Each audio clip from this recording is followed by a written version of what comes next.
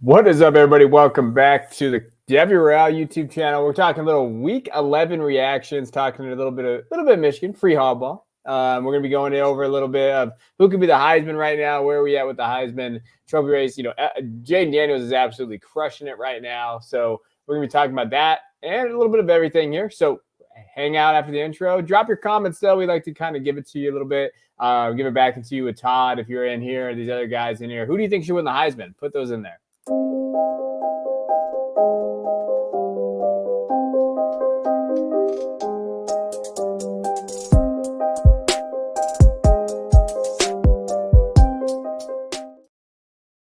right. I think I fixed my mic issue, so that is good. But we're going to go start with Jaden Daniels. Let's look at Jaden Daniels tonight. Right now against Florida, there's still 2 minutes left. They're up 52-35. Jaden Daniels has 372 yards passing, 3 touchdowns. He also has 234 yards rushing and 2 touchdowns. He's absolutely kicking it, kicking ass out there for the Gators. Is he your Heisman top guy, Christian? Where are you at with Jaden Daniels? Yeah, I think he's done enough this year to be considered the front runner. I think Michigan actively took J.J. McCarthy out of the running for that today. We'll probably get to that in a little bit. I think Marvin Harrison Jr. does have a case, and I know I said last week that a receiver is probably not going to win that again. I think he'll be invited. I don't think he's going to win the thing. The name that I tweeted it out today, but Jalen Milroe, if he goes and he continues doing what he did today, and then he takes that into a matchup against Georgia in the SEC title game, he beats Georgia. He's got the narrative, right? And Jay was, talking a lot about the narratives last week. I think it's in favor of Jalen Milroe right now, and his odds went way up. I went to throw a little bet down because I'm a degenerate, and I believe he's the 3rd or 4th favorite at this point, or 4th or 5th maybe. But they're going to just keep climbing with Alabama's success, and Alabama looking like they can win that game against Georgia. Yeah. What do you think about the Heisman or just in general, Jaden Daniels? Yeah, this is just an incredible year, an incredible season that we're seeing. You just love to see what he's been able to do, and from a fantasy perspective, looking and seeing him bring along Malik Neighbors and Brian Thomas Jr. this year is really, really amazing. I was a little bit concerned that those, especially Malik Neighbors, wasn't going to perform this year because I was worried about what Jaden Daniels was and what he could do, and it's been just an incredible season. And in terms of like total accounting stats, I don't see how you leave Jaden Daniels out of the discussion for Heisman. So that, in my opinion, he's got to be there. The only reason that he doesn't get there is team wins. That's what I see. If for whatever reason Heisman voters decide that that team wins is the important piece of it, and that's the reason why he doesn't get included. But from my perspective, he's got to be the in the discussion there for the Heisman Trophy. And along with, Michael Penix is having a great season. Bo Nix, Jordan Travis, Marvin Harrison, Jaden Milroe, those guys are all there at the top of the current odds for the Heisman. One thing that I look at a lot is EPA per play and EPA. And generally, the Heisman Trophy has been and historically has been a quarterback's award.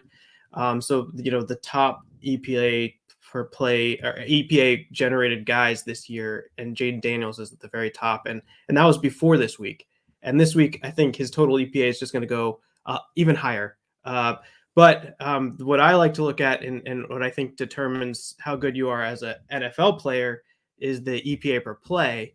And if you do it by EPA per play, that's still J.J. McCarthy leading the show for this season. And Christian mentioned maybe taking JJ out of the Heisman race, but if you go by the winning teams, the teams that win, I think and efficiency, JJ might still be, I think, in discussion, especially if he puts up a huge game against Ohio State.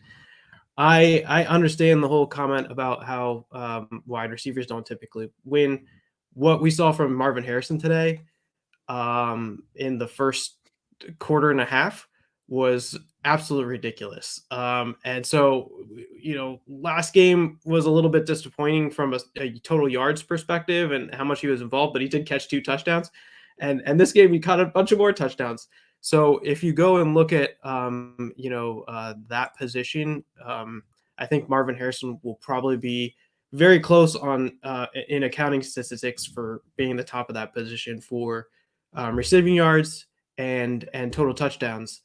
And so I do think that, again, if he has another great game against Michigan in 2 weeks and plays well against Minnesota next week, I think honestly, I do think Marvin Harrison and just like the overall consensus that he's just the best player on every field that he gets on would probably lead him to be in that discussion as well. So I'm not sure if I was counting casting my vote today, I'm not exactly sure what I would do, but I'd say Marvin Harrison and Jaden Daniels, and I'd still kind of throw JJ McCarthy in there a little bit, are my kind of like guys right now at the moment. Yeah, I think for me, my top 4 is, I think Michael Penix Jr., if they win out, he wins it. Like, if they win the Pac-12 and they're undefeated with the numbers that he's put up, I think he's right there. And I think the story is there. I think with the Heisman, you got to think of like the narrative around it. Oh, he bounced back. Oh man, they got Washington in the playoff. Like, I think that he's kind of the front runner right now. I think I have 4 guys. I got him. I have Jordan Travis, I think deserves to be there. I think what he's done with Florida State, if they're undefeated and everything there. I think Jaden Daniels is there, Marvin Harrison Jr., and then I have like my honorary 5th guy is Jalen Milroe. Like, if Milroe beats Georgia, I think he has a chance. Like, I think that there's like something like where he's, oh, hey, you're excited for it. You think that you can kind of maybe have some fun odds. He's still at plus 4,000. I don't know what, Christian talked about earlier. But there's some places out there, but it's hard for it not to be like Michael Penix Jr. if he wins out. Like, I think he's the guy. I think that's what you're looking at in terms of the Heisman there. I do like this question. So it says, so is Marvin Harrison Jr. going to come in as dynasty wide receiver 3? We talked about it for a while. Yeah, he's pretty much top 5 guy already, at least. Like, that's where he's at there. What it would take for me wide receiver running in the season? Oh, well, I mean, he'd have to really significantly bump up off Chase and Jefferson. Like, I think the thing is you'd be looking for is that he stays in the tier. So if he can stay in that tier that first year, you're super excited about it, because then you're like, okay, well, he's a top 3 guy no matter what. If he has the same stats as Puka, yeah, I can't believe we're using Puka as a relative example here. But yeah, I mean, if he did that, I mean, people would be super excited about it. I think that you just have to hope that he produces enough where he's a top 3 guy in that tier, and then I think those 3 are interchangeable. I don't think it really matters moving forward. I do say, like, I did tweet out a joke today saying, how would you feel if Marvin Harrison Jr. drafted by the Patriots? Like, that would be like if you got stuck somewhere where you're like, like I do think it's that. But I mean, there is a realistic, the fun thing I want to see happen. I want to see the Bears get Caleb and Marvin Harrison Jr. Like, just because it's a total Madden like rebuild play. Like, I just want to see that. I think it'd be awesome. Then get Ben Johnson or something, like some type of good offensive coordinator with those guys. Like, that would be a lot of fun for me. But I think we're all in agreement. Marvin Harrison Jr. is a top 5, if not a top 3 guy. You're just looking for him to stay in that tier. I mean, if he goes in, he's Bryce Young's wide receiver 1. That sounds pretty good too. Yeah. I know they don't have that pick, but so I guess that probably wouldn't happen. But I guess Kyler Murray is up at the top right now. I think even getting Daniel Jones a wide receiver 1. See, Daniel Jones, where are you be at with that? See, that's where I'm talking about. Like, you have Daniel Jones, you have New England in there, you have the Rams are in there, Green Bay's in there. Like, are you concerned about those guys? See, I keep saying like, oh, situation does matter, and I've switched that over the last few years. I'm still drafting Marvin, probably 102, 103, and I don't think I'd have too much concern. Maybe it bumps him like below AJ Brown in the dynasty rankings, but I wouldn't be too concerned either way. I don't know. I tweeted out Marv's my highest graded wide receiver of all time. I've been doing this is my, I think, 4th season of putting those grades out there, and it's not even close. He's not even close to Chase, in my opinion. So I'm probably biased here. Yeah. All right. Where do we want to go next? Where do we want to go next, boys? Here we go. Marvin Harrison Jr. will go to Atlanta. They will keep Arthur. Yeah, that'd be a funny one there. Marvin Harrison goes to the Giants or the Patriots. I quit and changed careers. Yeah, I mean, but hey, you got that mortgage to pay now, Herms. So you better make sure you stay. You don't quit right away. You got a mortgage now. Just to give you guys a little update, if you're watching this live, North Carolina just went up 33-29 on Duke. That game's been kind of back and forth. Drake May is 23 for 36, 292 yards, a touchdown interception. Not looking all that amazing. Amari Hampton, though, is a guy that is looking really good. 140 yards and a touchdown. Devonta's had 6 catches for 155 yards there. When you think of this quarterback battle, I know Caleb just had a great play. He has 56 yards passing. He has -9 yards rushing. He does have a pass to himself, which that's fun. They're playing Oregon right now. Were people a little quick to jump on the Drake May train, Christian? Yeah. Everyone's quick to do a lot of things. Everything is very reactionary these days. And I think, Caleb's team losing over the last few weeks, and Jay kind of highlighted this a bit. Caleb has put up very similar stats, and there are areas that he's actually been better in this year.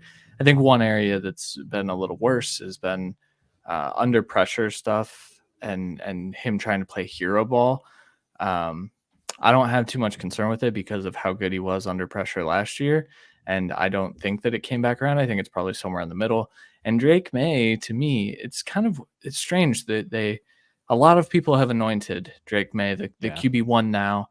But when I watch Drake May, I still see a lot of the same, issues that I had coming into the year, which was, I think off structure, he loses a lot of velocity. I think he can make some boneheaded decisions at times. Caleb does that too, but these guys are going to get better. They both have tools. I think a lot of the QB1 versus QB2 talk is going to get annoying, as it always does every year. And it's like, well, I had him one, so I'm better at this. It doesn't. They're both very, very good quarterbacks, and I think that that's something a lot of people, including me, sometimes I have Caleb Williams QB1 written on my board right now. I'm just being facetious with it, but I think a lot of people just get in the weeds with that stuff and realize it doesn't matter a whole lot. They're both going to be first round picks, probably top 3, top 5. So, all right, let's talk about Jalen Milroe. Let's jump over there real quick. 49-21 Kentucky. We talked about Alabama last week as being that guys hey, they might be doing it. I had if you're the guy watching and you comment on YouTube, really passive aggressively that said, I didn't understand LSU defense was bad. Yeah, I do. But Jalen Milroe has been playing very well as well. So he had 234 yards, 3 touchdowns. He also rushed for 3 touchdowns in this game.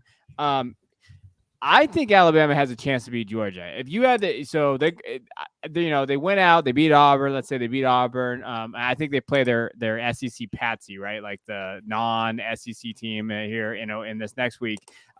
They beat Auburn, then they go to the SEC championship.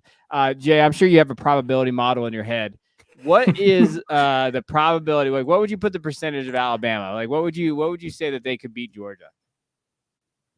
Oh man, that they could beat Georgia. Yeah. So definitely below 50%. So I'd probably say like a 25% chance or 20% chance. Is that too high or too low? What do you think? I'd call it low.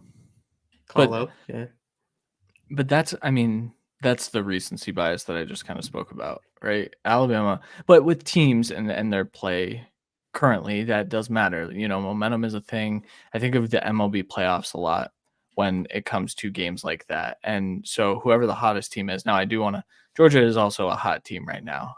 They looked fantastic tonight. But Alabama has hit a different gear. And I think this Alabama defense might be better than the Georgia defense. And I know that that's, probably a hot take just based on what we've come to know the Georgia defense as. But I was just doing a little film study tonight, and they've got 2 edge rushers that I think could be problematic for Georgia. And so I think I'd probably give them like a 38 to 40% chance of winning that game. And I kind of lean that as it gets closer, I would feel more confident that Alabama can pull that one out. But 2 very, very good teams right now. And I don't fault anyone for just giving Georgia the clear edge because they've kind of proven it over the last 2 years. I think it's 70-30 Georgia. That's how I would lean. But I do think Alabama, I mean, Brock Bowers coming back. Like, holy shit, Brock Bowers is back. Like, and everybody thought he was done for the year. And him coming back with his offense, Lad McConkey's looked really good. Carson Beck has looked very good. And I know they talked about him being a legit guy next year for the class, for the, when you're thinking of like the quarterback class, 2025 class. And there's good reason for that. And hey, guess who's back, Christian? Our guy, Kendall Milton. 9 carries tonight, 127 yards and 2 touchdowns. He looked pretty explosive. I'm telling you guys, like, I like Kendall Milton. I think that when you're looking at that, I love how Ole Miss has also turned into Penn State, essentially losing to Georgia and Alabama, and then like Penn State loses to Ohio State and Michigan every year, and like Ole Miss has just become that team. That's might be the worst 2-loss SEC team I've seen in a long time at this point in the year. But, Judkins had a pretty good game in terms of that. I think Georgia has a shot. I do think Alabama's defense is a little better. I do think Georgia's offense, though, is just this team. I mean, gosh, there's a reason why they're back-to-back national championships. They're just rolling, right? And we've seen this with Alabama before. We've seen some teams like Alabama, like where they just kind of they hum along, and if you flip it over to Georgia now, they're humming along, and then they turn it on. And I think that's the thing is, will they turn it on and be able to kind of really take it to Alabama? If they can make Milroe make mistakes, then they're going to win. I think that's what it comes down to. Jalen's really kept control of the ball. So that really comes there. Got to give a shout out to Lad McConkey, who's going to be going up draft boards now because he's, 4 catches, 81 yards, and a touchdown. Anybody from these games? So we had the Georgia Ole Miss game and Alabama game that you want to talk about, Christian? Any like players? I mean, I guess a conversation should be had. I don't think we've given this player his flowers on this show really all season, but Carson Beck is getting a lot of NFL draft buzz. I will say the thing that I'm hearing is that he is going back to school. He is declined maybe an invite to a certain senior, but also juniors are allowed bowl. And so I don't know if he declined it or if it was just floated out there that they would want him there and he's not going to go because he's going back to school. But that is a player, a Devy player that people should know because there are discussions about if he came out, would he be QB3 right now? And I think that a lot of NFL scouts are having those discussions. Carson Beck has made himself a lot of money this year. And this is, we did talk about him a little bit last week because I mentioned that, this Georgia offense has a better quarterback than they did last year in Stetson Bennett. It's kind of shocking that they stuck with Stetson for so long, considering what Carson Beck has done. But I kind of understand based on his early season play and just how he's developed throughout the year. But yeah, good player, over 300 yards. He did throw an interception today, but overall, I mean, I think this is one of those guys that he wasn't really on too many Devy radars after a while. A lot of people thought Brock Vandagriff would win that job. The part of me thought that Brock Vandagriff would win that job, and he's just kind of come on really strong, and I think he's going to be probably a first-round pick next year. Yeah. What do you think of him, Jay? Carson Beck. Yeah. He's showing up this year. It was kind of a little bit later than we thought it would be, but he's showing up. He's a 4th year, and if the rumors are true that he's probably going to stay another year, that makes him a 5th year next year. And at that point, it's just I'm probably out. I would much rather prefer him come out this year. That's just my perspective on that for a 4th year guy. A couple other guys in the game, I would just mention Jalen Monroe on the stuff that I look at. EPA per play, QBR, adjusted yards per attempt, and rush yards market share. For Jalen Monroe, he's above the age-adjusted level that you'd want to see for a third year. So, it's a little bit of slow start, a little bit of stuff going on, but from all of the metrics that I'm looking at, Jalen Monroe looked pretty good on all of those things. So that's one of those guys in his third year. I'm not sure exactly how this goes forward, but in the fourth year, if he has another good year, that'd be 2 good years in a row. That actually could be intriguing, and I haven't done enough work on him to know for sure if he would then be qualified or something that somebody would consider for a first round pick. But that is an interesting path there. The other guy I'd mentioned who didn't actually have that great of a game today, but Isaiah Bond for Alabama. On my receiving yards per team pass attempt in year 2, he's showing up above the line, which is good. And just somebody that I would call out as worth mentioning or worth looking at, just because he is popping a little bit on the reception yards per team pass attempt. I think the craziest thing right now, and I have to just cut in real quick. So USC's up 13-7 on, Oregon's up 13-7 on USC.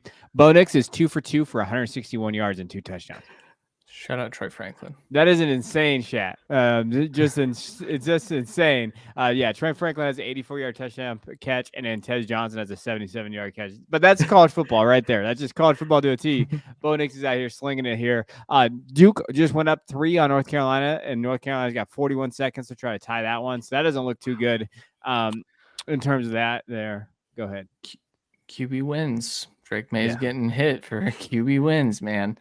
Can I also mention, I wanted to mention, kind of a negative from the Alabama game. On the other side, though, Kentucky, Barian Brown, 2 receptions, 3 yards, having an okay year, but certainly down from his freshman year. So I'm curious to see how he bounces back. Ray Davis had a rough game. He did have 2 touchdowns. Dane Key still looks like a thing to me at 4 catches, 46 yards. Not super impressive. The Kentucky offense isn't normally, but Dane Key is one of those guys that I think gets swept under the rug a little bit compared to Barian Brown. And I think he's been as impressive, even if his play style might not be as exciting. And he's definitely not as fast. Yeah. Barian, that face you just saw Jay do is because he loved Barian Brown. Barian Brown, his guy. And Barian is not, and he's going to be on my followers this week. I actually put him on my followers because, he just hasn't performed. I think Devin Leary, like you said, been bad. And that's just one of those things, it's going to hurt Barian for sure.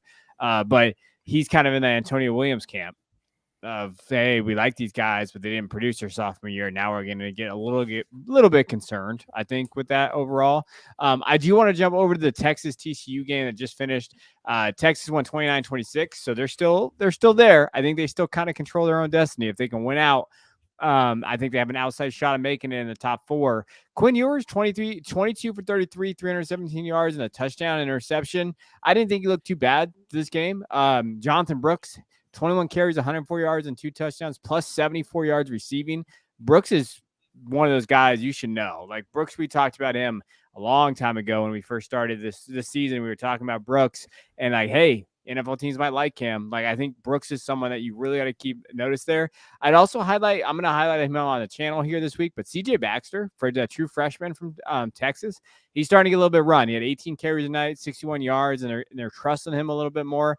Xavier Worthy earned 10 receptions for 137 yards today. A.D. Mitchell, 3 catches, 61 yards and a touchdown. And I'm going to tell you right now, Xavier Worthy is going to catch balls and he's going to get targets. And that's the one thing you should know about Xavier Worthy. I was in a industry mock this weekend. I got asked to join an industry mock. Xavier Worthy went at the 205. And to me, that's way too low. And full disclosure, I'm an idiot and didn't check the board, and I was sitting at the 204. I would have drafted Xavier Worthy at 204 had I known Xavier Worthy was already not drafted. Okay, so when you see that come out, just understand that was going to be my pick. But Xavier dropped pretty low. I mean, and when you're thinking of Bo Nix went ahead of Xavier Worthy.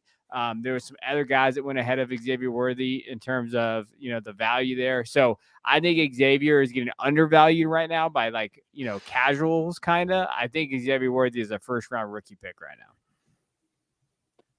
I agree. I will mention that some NFL draft folks are not feeling the same way that we do. Now, I think once Xavier gets in front of NFL scouts and can run routes for people, and it probably runs like in the 4.3s, I think we might have a different conversation. Yeah.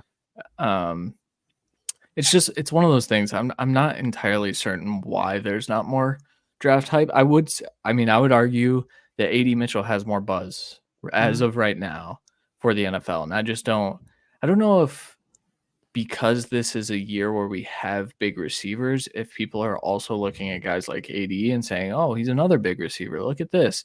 We only had small receivers. Guess what?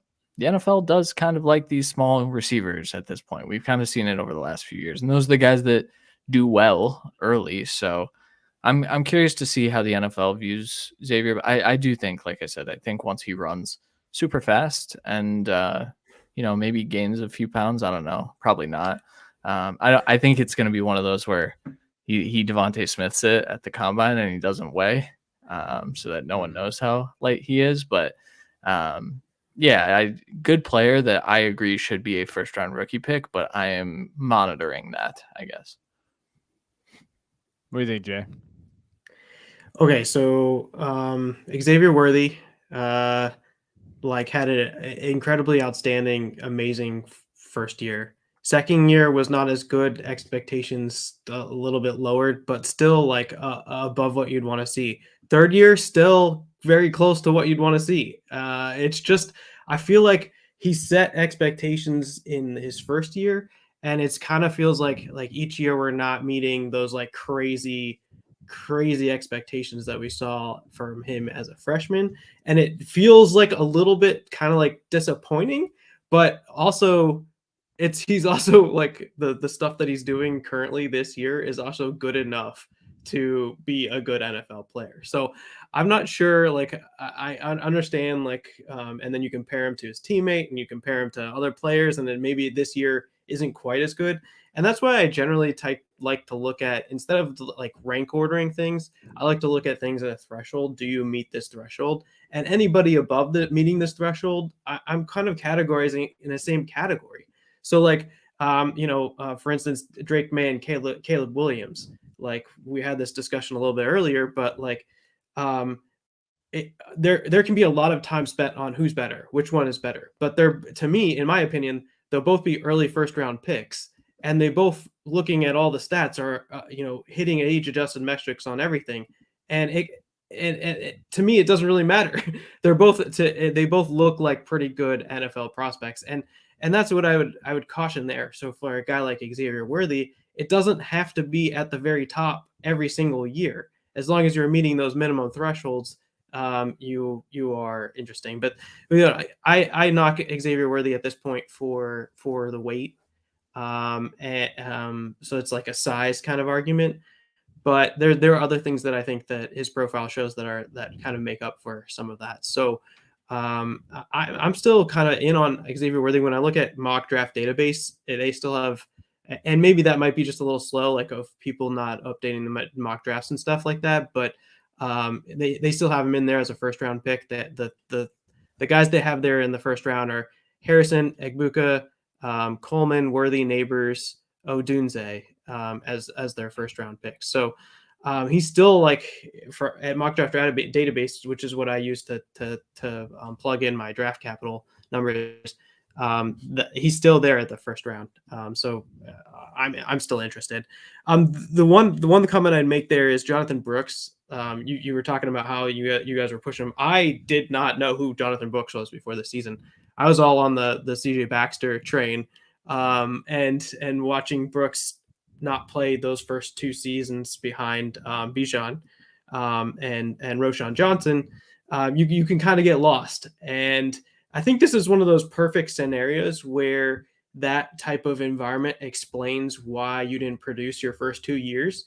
But this third year, just looking at everything, rush yards over expected for your career, very positive. Adjusted yards per team play, very, very positive for his third year. Market share of receptions, very good. So all of these things that I look at for how good that running back is, he's crushing it in year 3. And if he comes out this year, which I think is very likely given, his kind of rise, and, the shelf life of running, it really feels like this is a guy to watch in that NFL draft. And, he could have a pretty good career. The problem that you worry about is sort of that like one hit wonder type of year type of thing. Because we didn't see it consistently over 3 years, there is a little bit of that uncertainty. But I don't need to see the breakout like I need to see for a wide receiver. It's nice to have, but I don't need to have it necessarily at running back or necessarily at quarterback. But what he did in year 3, it shows. And if he comes out this year, he's still a third year guy, even though the first 2 years didn't look like much. So I'm excited about that profile. I really am for what that means for our fantasy drafts and rookie drafts next year, as that just one other guy that is kind of rising up the boards, and you love to see it. I'm watching I just saw the highlight of the Troy Franklin catch, and the USC cornerback just had the worst defense I've ever seen in my life. Like, he just flipped in a circle on the break and then just could not locate him. But Franklin is fast, by the way. Troy Franklin can scoot a little bit on this one. Yeah, I mean, to your point, I did want to have a Quinn Ewers conversation real quick. I think people are weird, because I've been seeing some stuff in our messages and some of us our work chat, like, oh, well, where's Quinn Ewers going to go next year? I think Quinn Ewers is going to go to the NFL.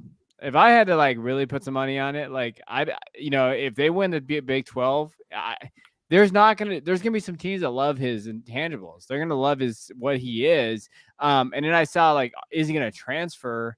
If he doesn't, well, first, I don't know if he can transfer. I think he's got to be a grad transfer if he does that. I don't think so.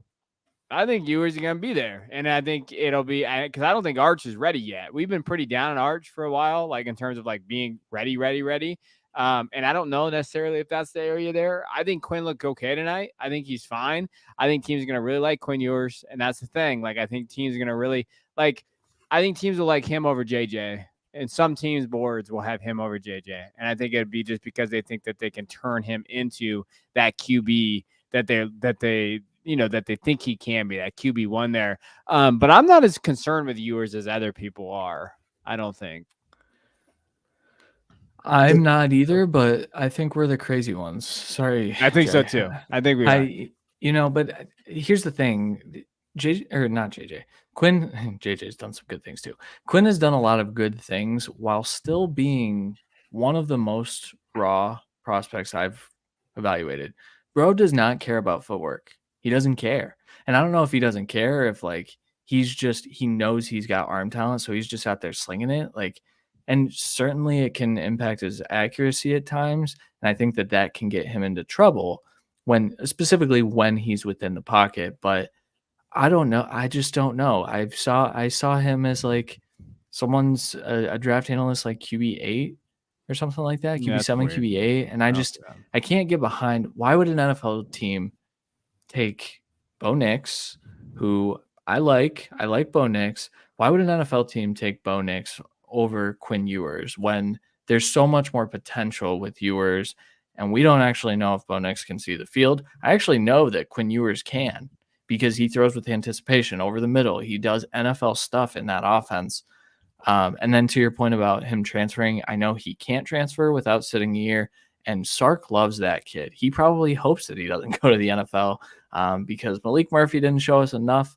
And there's this conspiracy theory that, Arch won't sit behind Quinn for another year. I think he will, because I don't think Malik will be a problem in that case. I think Malik probably transfers. And then, Arch is one snap away from being the starting quarterback for Texas. Why would you leave that situation? Yeah. So I just think those are the two guys that are there if Quinn decides to go back, which, I mean, maybe these draft rankings are influenced by what they're hearing from scouts, and maybe we are the crazy ones, and he wouldn't be drafted until the 3rd round, and maybe that's what pushes him back to school. All right. These guys are not the same guys. I'm saying that at the beginning. This is not the same. These are not the same. But the trajectory of things is kind of interesting. So last year we had Bryce Young, and CJ Stroud. And then we had a guy named Anthony Richardson that really didn't do much year one. Kind of played a little bit in year two, but like kind of showed some of a little bit of highlights. Come year three, he did well, but it wasn't good. Looking across most metrics, it really wasn't that good, but he had this like physical gift, he had the size, he had this rushing ability. Teams saw that and they saw what they could do with that. And he ends up going in high in the first rounds to the Colts. And, he's done fairly well. At least in fantasy, we are all about him. Just because of the upside he has from rushing the ball. And but really in his college career, he really didn't do too much. It was basically all of a projection thing of what he could be. And that's sort of the similar path that if Quinn Ewers comes out this year, that Quinn Ewers could be taking. Sat at Ohio State, transferred to Texas, was not the starter at the beginning of the season at Texas, but came in midway through, had a couple of spike weeks where he did really well, and then took over the program the third year. Definitely didn't meet expectations, sort of like Anthony Richardson, but there's enough physical gifts there that a team is going to bet on that. They're going to try on Quinn Ewers. There's enough there for someone to try. And if he gets first round draft capital as a third round pick, given what he came out as from a recruiting profile, and his age, and even though it's not perfect, his numbers are just sort of okay this year, okay enough to signal that he could be a good NFL quarterback. It still fits the profile, and it doesn't have this hype to it, but it's still there. I'm not sure whether he goes and plays another year at Texas or not, but I just think it's interesting that, as we came up to the middle of last season, there were people that were excited about Anthony Richardson, but they were bashing him. And then he goes on and is a high first round pick. I think that could be the same thing for Quinn Ewers. And I'll reiterate this again. Quinn Ewers does not have the rushing upside that Anthony Richardson has, but he does have physical upsides and tools. And I do think that an NFL team will probably pick him in the first round, whether that happens in this year or that happens in 2025. I'm not sure, but I think there'll probably be a team that takes a chance on him. Christian, who would you rather have, Quinn or Jaden Daniels? Like, who do you think is going to get drafted higher? They both came out. It's an extremely tough question. I don't actually know who I would draft higher, if only because I haven't gotten the Jaden Daniels all 22. So I normally can get a better gauge on those things after I've kind of watched the film. Like last year around this time is when I started to get the Anthony Richardson all 22, and I said, oh yeah, he's gonna be a top 10 pick. With Jaden, there's not enough on the TV broadcast view for me to say that he should be drafted before Quinn Ewers. Jaden's one of those that I'm skeptical of his rushing upside at the NFL level, if only because I think he is too thin. Yeah, he's too thin. I don't think that he can do what he's been doing and survive. So, man, I still think I think the NFL is going to take Jaden before, because I think what Jaden's done this year has pushed him into first round discussion. And honestly, if I were a betting man, I do think Quinn Ewers is probably going back to school at this point. If only because he's now missed 2 straight years with injury, and I think maybe teams are going to want to see him put more film on the field. So that's the hardest question you've asked me in years, probably, Kevin. I mean, it's funny because it shouldn't be tough at the beginning of this year. It's like, oh, Quinn. Now right. It is, and so it's kind of like, I don't know. I go back though, because Jay is like, he's poisoned my mind with numbers, and it's like, I need these guys to get drafted in the first round, right? So it's like, all right, what are these guys can get drafted? Like, so my big board is tough right now because like I have Michael Penix a little higher than both those guys, but I'm concerned because the injury stuff. Like, and it probably shouldn't be higher than those guys, but I feel like from a production standpoint and a play standpoint, I don't know. It's a hard thing. Like I literally have Quinn and Dayton Daniels back to back. So like I just have them there because I'm a coward. But like I have them back to back in that area because I struggle back and forth with both. I think Quinn Ewers can be the better NFL quarterback. I think Dayton Daniels can be the better weapon. And it's like, all right, well, which one do you grow with? But I do think Jaden Daniels with his stature, I think that could be very, very tough there. Oh my God, I'm looking at the box scores. I had no idea Missouri beat the shit out of Tennessee today. How about Joe Milton? I guess he's not gonna be the next Anthony Richardson, huh? We saw those comps preseason, and I don't think that's gonna happen there. 36 yards rushing, pretty close to the 100 that Anthony Richardson was putting up. He had it. He had it. I was just gonna say, super strong arm. Please don't fall for it. If you see NFL draft analysts, they're like, "Oh, this is a nice late round sleeper." Don't do it. Don't do it. Sorry. Yeah. Cody Schrader. He looks like my type of running back. All right, let's jump over to Michigan, Penn State. Let's just talk about Michigan, Penn State. Harbaugh didn't coach today because he's just getting screwed right now. Free Harbaugh. We don't need to listen to Jay's opinion on that. But he's out there, and Christian also taking shots at Michigan today. And I don't know where that was from. But it's all right. It's a lonely island out here in Michigan land. But Michigan won 24-15. This game was not that close in terms of like overall. Penn State doesn't scare me anymore. And the reason why is because James Franklin is trash. James Franklin coached not to lose today again, and he lost. And I think that's something to note. JJ only had 60 yards. He only threw 8 times. He had 1 throw in the second half, and that was a pass interference, so it didn't count. Blake Corum, 26 carries, 145 yards, 2 touchdowns. Donovan Edwards. Do we need to start having a conversation about Nicholas Singleton, though? Because he had 13 carries a day, 43 yards. Katrin Allen had 12 carries, 72 yards. Are we there yet, Christian, on Nicholas Singleton red flags or no?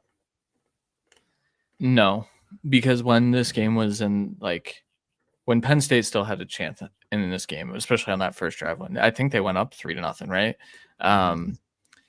Singleton was doing all the things that they needed to do, right? I feel like when they're in neutral game scripts, teams do play as if they're going to throw the ball effectively. I think where it gets kind of tough for both running backs most weeks, but specifically for Singleton today, Drew Aller is a problem. That's the one I'm quite skeptical of at this point. And it sucks saying that because the kid is just loaded with talent. And I said last week, I'm not out on him at all. I think that's the type of player you bet on because of tools. We talked about that a lot. But in this game, Michigan knew that he could not win the game for them. So they just stacked the box and they stopped the run. And Penn State on the other side wasn't able to do that against Michigan. And that's why J.J. McCarthy threw 8 times and probably, like I said, probably is out of the Heisman running. I do want to just, before I conclude here, the reason I was taking shots at Michigan, homeboy that coached for Michigan out there bawling his eyes out as if Jim Harbaugh was, very ill or passed away or something crazy like that. Dropping F-bombs on TV, which go for it, man. I don't care. I think censorship's dumb, especially in those moments. But what a weird thing. I just didn't understand. Then Blake Corum was like, here's my thing. Michigan's spinning this into we're the underdog now. And I hate that. I think that's goofy. So that's why I was taking shots. Come on. Kirby Smart was spinning that. Everybody was going to have him pick like 27th last year. Come on. And we made fun of him too. Exactly. It's the same thing. But this is my team now. This is different now. This is different. Like this is and Michigan versus everyone. I got the shirt coming on Amazon right now. Like it is coming here. You know what? Harbaugh, come on. Here's the thing. From a game perspective, I think Michigan played this one not to lose, and I think they knew that they could do that against this Penn State team. I'm concerned about the game against Ohio State if they try to play like that because they won't win. Not if Kyle McCord looks like he did, if Marvin Harrison is able to have an impact in that game. I'll tell you what, that is the game of the year outside of Alabama, Georgia left, and I can't wait to watch it. But I do hope Jim Harbaugh is back on the sideline for it because I do think that matters. I know we saw this team win 4 games without Harbaugh at the beginning of the year, but it was against, a lot of players that UNLV shouldn't is be good. playing We've against. already been over this. Like UNLV had That's the talent one. out there. Yeah. But I just think Harbaugh does make an impact. He is a very good coach. He's a very good situational coach. And I think that his presence in that game could sway the outcome, which is there aren't many coaches that I actually believe that about. So that's the flowers for Harbaugh. I think he's an impactful coach, but he needs to be back on the sideline. I hope that he can. And then I hope he leaves Michigan because he's not going to like the actual suspension that they probably hand down. This seems like a preliminary suspension. But we'll see what happens with it. I would like that game to be good. So I hope he's back. Yeah. What do you think, Jay? What do you think about this game? First question, Nick Singleton, definitely not as expected for year 2, for sure. As a guy that had Nick Singleton as my Devy RB1 going into this year, it's been a little bit disappointing.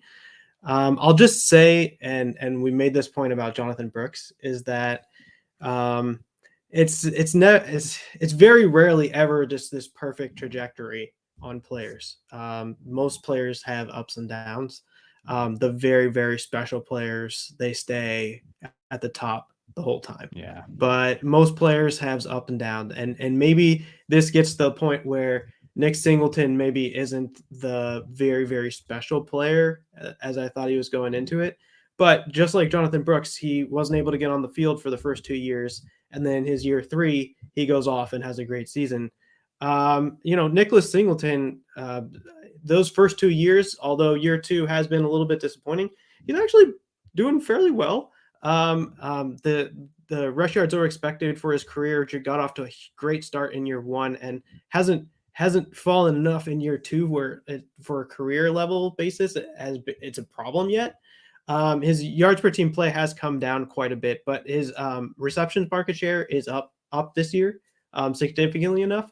So there are some signs. And then just the fact that I'm going to hold on to my sort of bias of him being that very high level recruit and his a profile in terms of how he profiles to be an NFL player.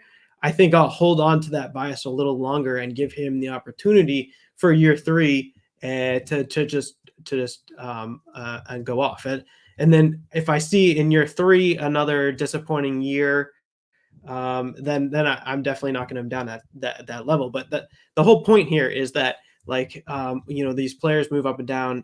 Unless you're very, very special, you don't stay at the top all the time and perform at the top at all the time. And we do have ups and down seasons. This year is definitely it's not a 0 year for him. It's not like a crazy, crazy bad season, but it definitely knocks him down from that being that very, very special guy to something where now it's you have to prove it in year 3 for it to work out. I just thought the JJ McCarthy discourse is just kind of like an interesting thing. It's really hard to measure these guys when they're playing in such different they're playing in different conferences, but they're playing in such different schemes that it's really hard to look at and compare JJ McCarthy to Jalen Daniels or to Michael Penix or Bo Nix or some of these guys that are just putting up like ungodly accounting stats for the Heisman Trophy when JJ McCarthy he's not throwing it that many times. Today is a perfect example where he only had 8 attempts, but when he does throw the ball, it's incredibly efficient and he's adding so much value each time he touches the ball. I mentioned the point earlier where you look at total EPA for the season at the QB level, and you see guys like Jaden Daniels at the very top. But then if you look at EPA per play, the efficiency piece of that, then it's JJ McCarthy at the top. And so, yeah, it's really hard to judge back and forth, but I would be interested to see like if JJ McCarthy was used in a different way where they passed the ball all the time. And instead of having, 15 attempts or 20 attempts a game, he had 30 attempts a game. Like what would his accounting stats look like at that point? And so I actually also am of the belief where like a Michael Penix Jr. is being, has weapons like Rome Odunze, Jalen McMillan, and Jalen Polk. In my opinion, I do agree that Michael Penix is the facilitator there, but I do believe that those wide receivers help build up Michael Penix. And then for Jaden Daniels, he's got Malik Neighbors, and he's got Brian Thomas Jr. and the incredible LSU pass catchers. And I think those guys build up Jalen Daniels. And then at Michigan, I don't have the same opinion of the people and the players at Michigan, although Roman Wilson is having a good game. A good season. Cornelius Johnson's pretty good, but I don't feel like they have that NFL potential, NFL life. And I think JJ is the one lifting that side of the passing game up, for lifting those wide receivers up to those levels instead of the other way around. And that's just sort of how I think about like what's going on there, and comparing how Michigan's offense looks versus those Pac-12 teams or some of those other things. And even at Ohio State, I feel like the wide receivers at Ohio State are pulling McCord up as opposed to McCord pulling the wide receivers up. I think it's JJ that's pulling that offense up. And of course the rushing game, which is very important to that offense and what most of that offense goes through. So just my perspective there.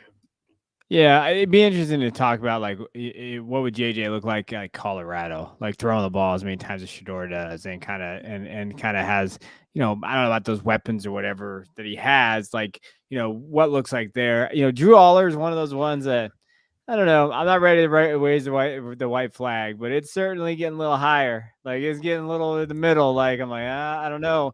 Does he develop there? But how much is that as a scheme thing, right? Like, and one last note of this game. I was just glad to beat Manny Diaz's ass in this game. He's annoying. Like I us versus everyone. That's the mantra here. Just to give you an update, North Carolina just beat Duke in a double overtime by 2 points. They held them at the end there. Just want to bounce around. Arizona beat Colorado today 34-31. Arizona 7-3. Oh, go ahead, Christian. Jonah Coleman. That's all I want to say. Oh my gosh. Kid's good. Hey, I've been telling you guys, Jonah Coleman's a sleeper. 11 carries, 179 yards. Like he looked really, really good against there. Tet McMillan as well, 9, 107 and a touchdown. So like Tet is up there. Tet's probably Tet could be making an argument for wide receiver 2 of that class. Like he's playing really well right now. 3. He's 3, but Evan Stewart's banged up. So, I mean, Luther, Evan Stewart, Tet. I mean, that's a pretty solid top 3, though. All at the very top of that class at this point, I think, because I'm not comfortable putting a quarterback up there at this point. No, that's the question that you have there. Shedeur looked good today. I thought he was pretty efficient today. That defense is bad. That offensive line is bad. Like, that's the problem there. All right, let's see. Anything else bouncing around? I got a question for you. And this one you guys might not be able to answer. Christian Hackenberg, highly rated Penn State quarterback that came in, had all the tools, similar size, comes in as a 5-star, highest rated QB, goes to Penn State. And that's the only thing they have in common. Just that they're from Penn State. I don't remember scouting Christian Hackenberg. I wasn't in the game. I wasn't paying attention. What do you guys think of like how Christian Hackenberg and his profile is, and how that compares at all to Drew Aller? Is it at all similar, or is it completely different? Two completely different stories. I'll let you go first, your old Kev. Well, now that you say it, that really bothers me, because now that I think about it, like him and Christian Hackenberg, that's a really good comp, actually. Like now that I think about like, how they came in, their play style, their faults, arm talent fault is a little, yeah. I think you nailed that one, Jay. I really think you did. Well, let's do a little bit more research. That's just me like spitballing there. No, it's just something I was thinking about. Research. So. No, that's not how this goes. I'm putting it out on Twitter right now.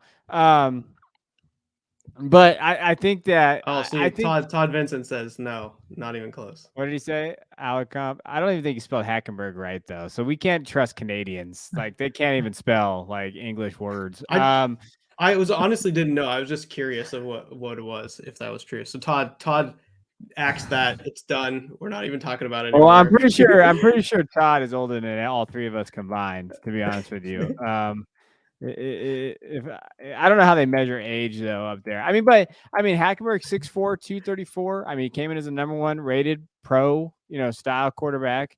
There is that size there. Yeah, I'd have to go back and really watch. Like I wasn't putting grades on people back then, so like I watched from a different lens. So I would definitely have to go back and watch. But I do think that some of their faults are there. Like Aller has been bad. Like it hasn't just been like, oh, we see the potential there. I haven't seen much of that, especially in those 2 big games. It's just he's erratic. He can't really see the field. And we had people in the Discord saying, maybe James Franklin and them are telling him where to put the ball, and that's the problem. Could be, but I mean, I don't know. All I'm saying is Sean Clifford operated that offense a little bit better last year, and that's disgusting, isn't it? But yeah, like that's kind of where we're at though, and that's the problem, I think. So, on another note, I know you guys might have some other stuff to talk about. I do want to mention Caleb Williams fumbled the freaking football again. USC recovered it, but I've got Caleb Williams QB1 up here. I am knocking him so much for how much he fumbles, and it's scaring me a lot because of Justin Fields' fumble problems and how highly I thought of Justin Fields. So I do want to note that like these evaluations are still ongoing. Dame Brugler tweeted out that was his 32nd career fumble in his 3 years of playing college football, which is problematic. So that's not good. That's not good. It's NFL teams won't like that. Yeah, Sean, you're always here. We gotta give you a shout out. 45-3, UCF beat Oklahoma State. Huge, big loss for Oklahoma State. That's actually a massive loss for Oklahoma State after the win last week. Definitely was a trap game. Alan Bowman was the Alan Bowman I remember from Michigan. 3 interceptions, 225 yards. Ollie Gordon laid up a goose egg today. He did not look good. On the other side, you know what? There's a name I want everybody to know. I really like Javon Baker. I think Baker might actually he's someone that people need to know, in terms of sleepers for the draft. I heard his name getting thrown around a little bit in the draft area and draft circle a little bit over there. Javon's a guy. Kobe Hudson had 3 touchdowns. He's super fast, 3 catches, 96 yards. But Javon to me is a guy that you got to note there. But yeah, Oklahoma State got their ass kicked by UCF. John Rice Plumlee, definitely a big win for UCF in the conference. John Rice Plumlee, next Taysom Hill, if I had to guess. Also, maybe a baseball player. How old is Taysom? 34, right? 33? He's in there. Yeah, he's old. He can just go right to the Saints. Draft him? Yeah, what if the Saints just grab his butt and put him in there? Yeah, I'm into it. I mean, here's the thing. John Rice Plumlee, super athletic. I think he can catch. He's a 2-sport athlete at UCF, so you never know. I like throwing those random takes out, and I'll cut this part, and I'll just come back to when I said he was Taysom Hill, pull it in 2 years, and we're thriving here at the Devy Royale. Yeah, unless a super volcano explodes. There's a lot of volcano activity going on right now. You gotta be careful here. We don't worry about that in Ohio, but that's true. I'm the dead one. I won't be on no podcast in 2 years if a super volcano over here goes off over here at Yellowstone. All right, let's finish it off with this, and then we'll be done. Florida State 10-0 beat Miami 27-20 in it there. Jordan Travis had 265 yards, a touchdown. Trey Benson's slowly been having a few good games. He's putting some stuff together. 16 carries, 80 yards, and 2 touchdowns. Johnny Wilson, Keon Coleman, 4 receptions, 24 yards, and a touchdown. He also had a very, very big punt return for them. On the flip side, Miami was blah in terms of what they look like. Emory Williams got the start, 2 touchdowns, 175 yards, but 8 for 23. Freshman quarterback over Tyler Van Dyke. Dyke came in, but then threw that interception because when Emory left for an injury. Donald Chaney, Mark Fletcher, like I said, Jacoby George, 5 catches, 153 yards, and 2 touchdowns. Any big takeaways from Miami, Florida State before we get out of here? No. Keon Coleman's very good, but just didn't have a big day, so I don't really want to talk about it all that much. But yeah, no, I mean Jordan Travis. I think you mentioned him in the Heisman conversation. I think that's notable. I do want to mention though that I don't think he's a Devy player. Like I think you can go latch onto an NFL team and maybe be like that QB2 that people like. A lot of people had mocked him in the first round early season, and it just hasn't come to fruition that way this year. Fun player though, and one that I might toss on a taxi squad next year and see what happens, because we've seen 8 million rookie quarterbacks play this year, so you never know. Yeah, I'm excited. I'm happy to see Trey Benson start picking up. Somebody I was pretty high on. He's a 4th-year guy, so I'll have my doubts, but I'm not my doubts. I'll knock him down a little bit versus the 3rd-year guys, but in terms of who RB2 is, I think he's still, for me, it's Travion Henderson. For me, Trey Benson's still in that mix with like a Jonathan Taylor or Jonathan Brooks and some of these other guys. And the fact that he's coming on sort of at the end of the season is a good sign. That makes me excited for that. There's a lot of guys on Florida State's roster. I mean, I'm not sure what happens with Jordan Travis, but Keon Coleman, Trey Benson, Jaheim Bell at tight end, I think will probably be somebody that makes it to the NFL and gets on a roster. There were some surprising things at Miami in terms of some guys that have just been put up some crazy numbers. Like this Jacoby George guy who I didn't know very much about. He's having a crazy good season, and Xavier Restrepo or whatever his name is. Restrepo. He's having a pretty good season too in terms of counting metrics. So those guys were a little bit surprising to me from Miami's perspective. But yeah, I mean, Florida State seems to be full of guys, and what's interesting is the next round of guys will probably be pretty good too. So, or at least project to maybe be pretty good. So we'll see. All right. Yeah. Well, any final takes before we get out of here? The USC fired Alex Grinch, and it doesn't matter. Their defense is still bad. But I think that's because they're just running the defense that Alex Grinch created. So it's just a wash for the rest of the year. So Oregon on pace to score 44 points in this one. So I have a question real quick and make it quick. Kendre Miller or Trey Benson, who would you rather have in Devy Dynasty? At this moment, Kendre Miller. But because of draft capital, you're just gonna say draft capital. Is that what you're? He's still the youngest player in the NFL right now in terms of running backs that I care about. He's still 21 years old, and I think he might be even younger than Trey Benson. And people forget Kendre Miller had an incredible season last year. He was really good season. He ended up getting an injury. It wasn't a perfect draft process, but he's still in a great spot to be a complement of Alvin Kamara. In my Dynasty Investor series, I actually just upgraded Kendre Miller to a buy, so he's a guy that I'm pretty interested in having. That being said, what Trey Benson was able to do last year, not this year, last year, was pretty remarkable. And so there's lots of things to really like about Trey Benson's profile. But as you asked that, I'm Sean's got me looking at this RJ Harvey guy, and then I'm clicking on Javon Baker, this UCF stuff. So now you got me down the rabbit hole at UCF. Thanks, Sean. Thanks. She's gonna be up till 3 a.m. looking all these guys up. All right. Yep. Yeah. Shout out Damian Martinez, 15 carries, 146 yards, 4 touchdowns tonight as well. DJU not playing terrible. DJU is not playing bad this season. Not saying anything.